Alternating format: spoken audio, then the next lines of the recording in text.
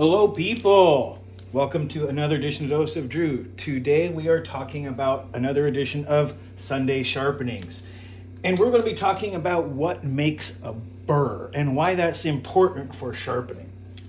Got some stuff already drawn up so you guys don't have to sit here and watch me draw too much stuff, as my artistic capabilities, as you will soon see, are not always the best. But first, I want to talk about what we're actually doing. These are going to represent the secondary bevels or even the primary bevels, but where you're sharpening to. And this is like the sharpening types. So we'll get to that in a minute. First things first, when you're sharpening, you're grinding pieces off, right? You have something that looks like this or this. Most grinding things are going to be like cones. We'll get that. And it's shearing. It's grinding. It's got to be harder than the steel. So it's shearing pieces of this steel off like a cutter. In fact, if you go, there's a YouTube channel called Breaking Taps that has a wonderful bit of electron microscopy where he shows a carbide cutter that's on a 60-degree angle like this, cutting aluminum. And it really doesn't matter if it's aluminum or not. The metals and everything tend to behave like that. And you start to see as it's cutting that some of the material that it's cutting will bunch up into like curls. It looks like clay. You know, and there's a thing called a stress strain curve or a shear strain curve, and it's going to look like an y equals e to the x curve, so it's going to look like this sort of to an extent. And this is where the stuff builds up. This is the stress strain. This is where the stress strain goes up. It's pushing, so this wants to curl here, but you got to understand, it's doing this stuff that's resisting it has the opposite effect. It's pushing down, so this stuff goes up. And that's what's happening as you move along this secondary bevel. As you're grinding with your hand or with a lever arm, you're peeling this off. If you have something like a carbide cutter at 60 degrees, that's actually an ideal thing. There's lots of reasons for why that, 120 or 60 is like that. It just tends to be where forces are most balanced. So it does a good job. If you're looking at something like this, you're actually pushing stuff into itself, right? If this was to go along the same, oh, my blue's gone out. So if this were to go along the same bit, it would peel stuff onto it. And so the stress strain curve starts to actually flatten out and push down. So if you're coming across here, it's fine as long as there's all of this underneath here to back it up. But once you start getting close to the edge, it's not when you actually get to it, when you start getting to the edge, this will start peeling over, right? And you can do it doing the same thing. And it bends somewhere near the tip. Now this is high, this would be the equivalent of highly magnified. It's going to peel over before the other parts. That's why you get like scratch patterns. The groove part goes over while the high part doesn't, right? So your burr is sort of scraping and pushing the stuff in front of it, like this part right here. If you imagine this was the thing, if this gets thin, do I have any blue left? If this goes thin right here, like starts getting close to here, close to this kind of thin, let's say it goes like that, like a hollow grind, you're going to have this break right here before it peels over. There's just not enough strength behind it to deal with these forces. So that's why you get a burr, and that's why it's important to know when you get a burr, because if you're not getting, like if you have something that's flattened right here, right, and you're trying to get to it, you're going to scrape it off, but you're not going to actually have a burr. It's going to be able to peel off. There's enough thickness there to hold it. So when you get a burr, you're within somewhere approximately the size of your grit, approximately. And I'm trying very much to not use too much math or anything like that. But this is kind of how the force goes. So if you have something that is there, then once you reach that tip, once you reach getting near the tip, just the tip, it'll sort of peel over. This part will collapse, right? This sort of part right here is going to collapse and bend somewhere approximately right there. Right? The stress is going to move in front of your cutter and it's going to bend it over. It's going to essentially peel parts of it back, just a small amount as you're going. And some of that has to do with the strength, and some has to do with this is what your grit is going to look like. It's not ideal for peeling stuff up and out. It's not trying to get it out. It's just grooving stuff along. This is two-dimensional. And it's not exactly right, but the idea being that it's not a particle that looks like this, so it's 60 degrees on each side, right? And this is like your sharpening stone. It's the opposite. So that's how we get a burr. That's how sharpening gets a burr, and why you always talk about you want to have a burr. Not all steel will have a burr, not all materials will have burrs, only if it has this sort of Young's modulus or toughness to it, where its elasticity is there. If it's all carbide and it's hard, they may not. Like carbides do not necessarily have a burr. You just kind of sneak up on the edge. And this is also why you hear things like Spyderco, the edge is a ghost, because once you start getting too close to it, it peels over, right? If you're cutting off the tip like this, you can start just inching your way, making smaller and smaller bits until you get to the edge, but you have to know exactly what you're taking off and how much of your edge is missing. So that's how a burr is created, okay? Is it does things like that. For those, this is believe it or not. Oh no, did I get that? No. Because I believe this is 30. I made this 30 for 15 degrees per side, and I don't think I even got that. Might even be a little bit different. There we go. Anyway, close enough for the moment. That's why I didn't want you guys watching me draw all that stuff. But so that's the burr. And when you have a part like a grit, like a diamond particle or an aluminum oxide particle, bonded particle, whatever it is, this is the kind of thing. And to be perfectly honest, most of the time, these things are more like this, right? They're not, unless you got something like a silicon carbide, like a Trizact or something, where they have a very specific shape. A lot of these grits, though they are crystalline to a certain extent, they have irregular shapes.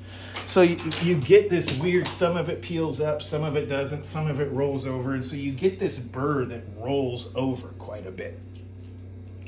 And that's how you can tell. Once you've gotten to the edge and it actually peels over, you're not just, again, I'll cut the tip off. I guess I don't know. I'm just going to stop drawing it. If you're doing it right here, it peels over, but when you get to the edge, it just kind of, and it's not a burr on this side. It's not going to be enough to actually go over. It's only when it gets here, and then this bends over. Perfect place to stop. When this bends over, you know it's good. Yeah, so the force is like this, and it's going to be something similar where a force like this, a force stress strain curve like this is where it actually no longer ends. So once you get to a point where the edge is right here and you start moving along, this can no longer support the forces.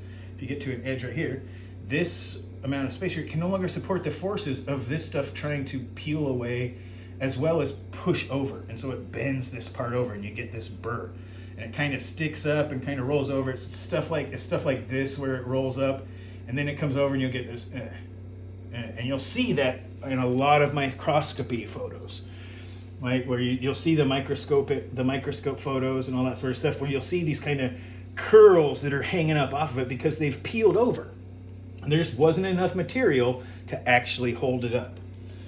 So that's how we get a burr, and that's why it's important when you're sharpening by hand with a lever arm, a swing arm type system, or really any belt system or anything.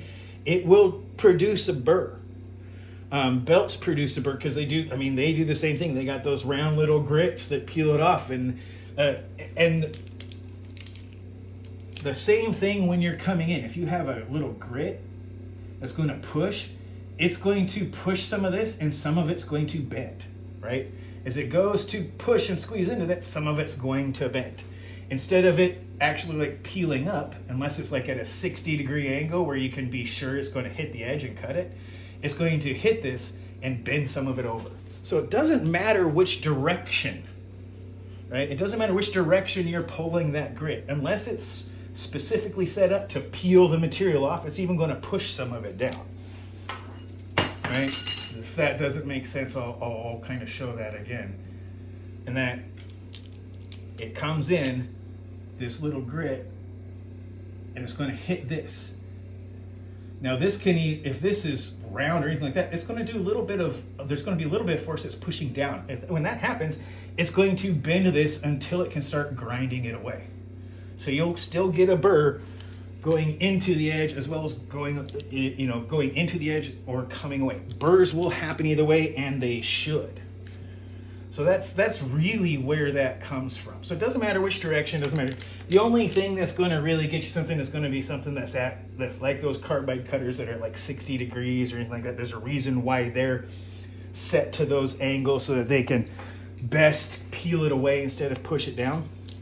But that's how that happens, and why we get burrs, and why it's important. You hear those people, do it until you feel a burr. That's why. Now, if you have something that's this dull, right? Let's say you ground it on something like a brick, as is the common thing now. And if you see something that's this dull, right? And if you're going to peel it down here, this is where you need to sneak up, and why a lot of people say you start doing it a certain number per side because if you have something that's like this, that's really what you want. And then you want to keep the apex, which is the peak of this angle. It's always what it's called. You want the apex to stay centered. You don't want this to be over here, right? And then just grind a little bit off because you get a burr hurt. And you want to keep it so that it stays centered.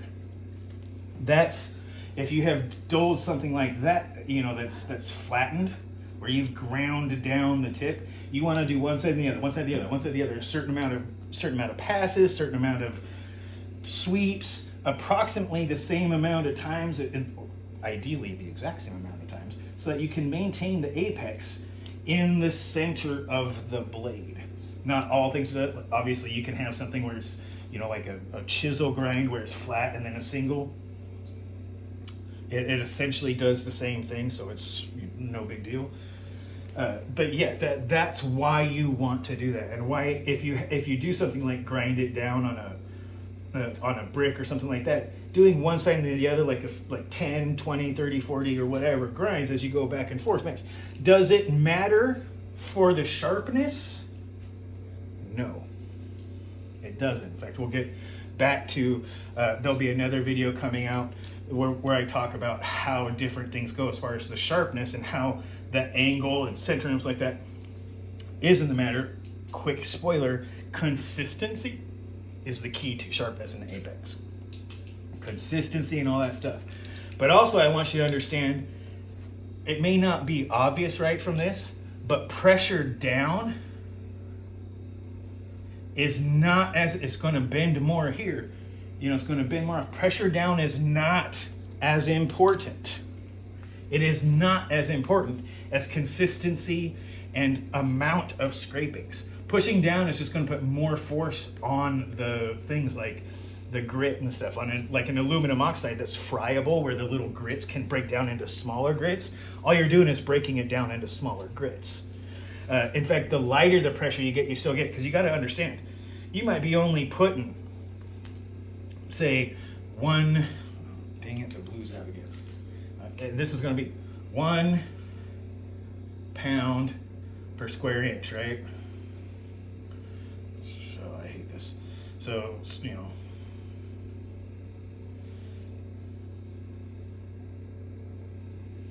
1 lb per square inch.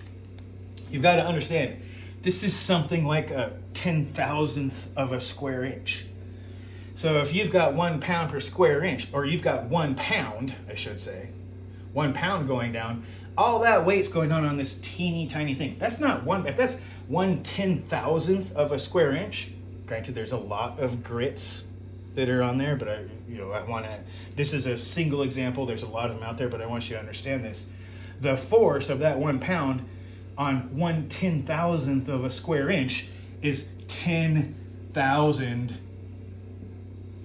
pounds per square inch, right?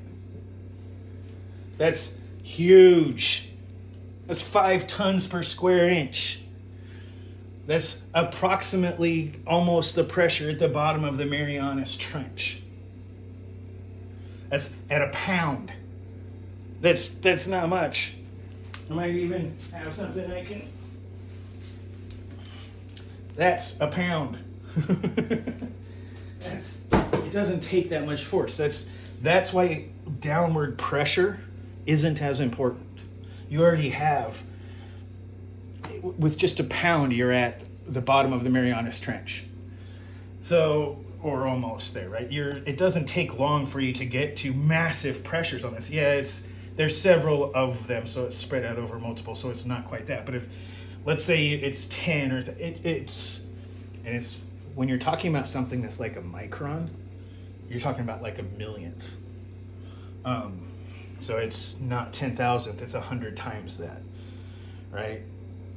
And so if you have 1,000 little grits or whatever, there's something to be said. Usually they only touch blades and small parts. That's why downward pressure, when you're doing it by hand, or if you're doing it on the lever arms, make it easier where you can keep it light. You have plenty of pressure with light weight because it's spread over such a small area. So downward pressure isn't as important as it's sort of like brushing your teeth. It's not about pushing hard, it's that you need more strokes, right? You need more grinding to peel this because it's an imperfect shape. And this is idealized. Again, as I said, most of them look like this. You know, diamonds are a little bit more crystalline, but they look weird and pieces break off, and so they're not uniform like we would like to think. But that's how burrs form in a very general sense. I'll put a link down where I'll mention Breaking Tap, so you guys can go look. He's got tons of great stuff. Wonderful channel. It's fun. He's got lots of cool stuff where you just get to see stuff you normally wouldn't be able to see. It's a fantastic channel. But this is why and how burrs form. And we'll come into, again, I have a video come up where I'll be talking about how angles and stuff, how to keep that. But right now, this is the importance of burr. When you hear people like, why is a burr important? This is why. If you want to hear anyone talk about when not to make a burr, it's when you're doing something like this, when you have a flattened edge and you want to do one side, then one side, and what you're doing is you're grinding down until you can get a burr on one side, but you're doing it the same, 50 strokes. Oh, there's a little bit of blue left. 50 and 50 might get you there, right? Maybe not. But that's the idea behind it. Just a little bit of theory before we get into it. There's tons of channels out there with technique. If you guys haven't watched it yet, by all means, I definitely want to take it. I'll do a little bit, but first I wanted to get a little bit of theory behind it. So that's the burr and why. Why pressure isn't as important. You don't want to just push harder. It's better to go faster. Better to go faster than harder.